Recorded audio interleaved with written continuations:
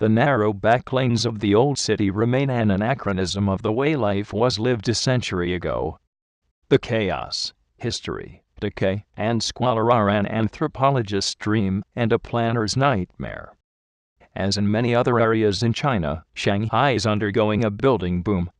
Large areas of the city are often demolished to make way for high-rise apartments of various height, color, and design. As this development continues, there is increasing pressure to build in Shanghai's old city. However, it is almost impossible to categorically determine what to preserve, and even more difficult to determine how to preserve it. Still, there are several sites within the boundary of the old city with buildings constructed within the past 20 years. These sites already pose problems. They disturb the patterns of density, the winding streets with areas for interaction, and the stratigraphic, stepped sections that emerge as a function of time. Density can be increased in Shanghai's old city without further demolition by focusing new construction within these sites in need of improvement. Here, the typical strategy for housing is to create freestanding, arrayed towers. The similarity between these building types creates an opportunity for a single, parametric design to make a large-scale intervention that can still respond to the particularities of different sites, producing variable outcomes. The vast majority of these buildings have double-loaded corridors. Vertical circulation points are located at either end of the hallways. Connecting the circulation points between buildings allows a parasitic building typology to emerge, constrained by the parameters of the buildings it connects. Units can be arrayed along the guidelines connecting circulation points. Because this type of housing allows for a series of interconnected buildings, it is possible that the new buildings need to only connect to some of the circulation points. However, the courtyards that result from these guidelines seem far too irregular, and some much too small to allow for proper light and ventilation.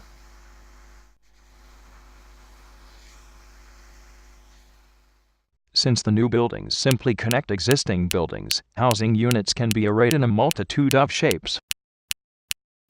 However, unusually shaped forms, such as these, cause strange adaptations to necessarily emerge in order to mediate between connecting buildings at different angles and between different distances. By restricting the housing to a series of identical room types placed along lines that directly link circulation points, variation is produced with identical components. This creates a strict constraint, or a parameter.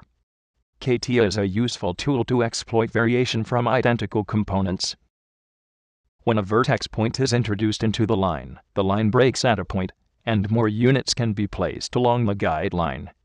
The break is a formal strategy for adding density and simultaneously relieving that density.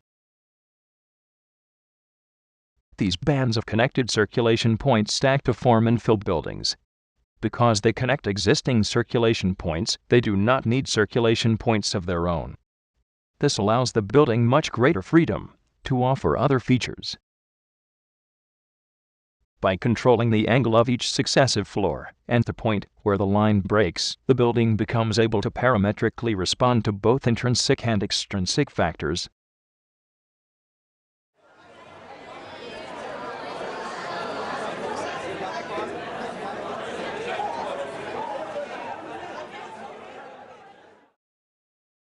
Though a primary goal is to maximize units, it is also important to allow for other, urban factors. The building is able to minimize the shade it casts over the old city, maximize density over roadways, blur the distinction between the old city and the periphery, and offer porosity by its fanning mechanism. Each time the infill building is inserted, a range of variations need to be evaluated. Though a variety of urban factors come into play, the building itself seeks to maximize the number of units with southern exposure, provide terraces on the southern exposure, and activate the ring road. By fanning over the road, the salient density of the old city can bridge across the periphery into adjacent sites.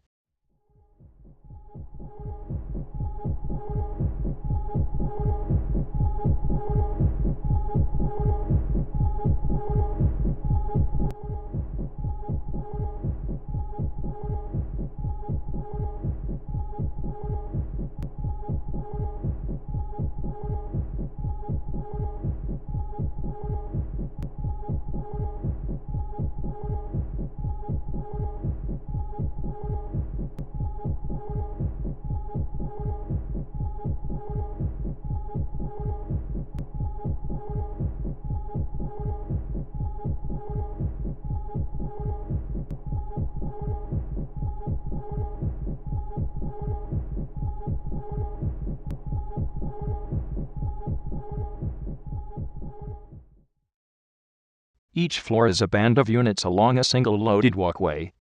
The position of each band is primarily determined by the angle and the line break ratio. As the bands stack to form buildings, the angle is multiplied by a ratio. This ratio is, in essence, the third primary parameter.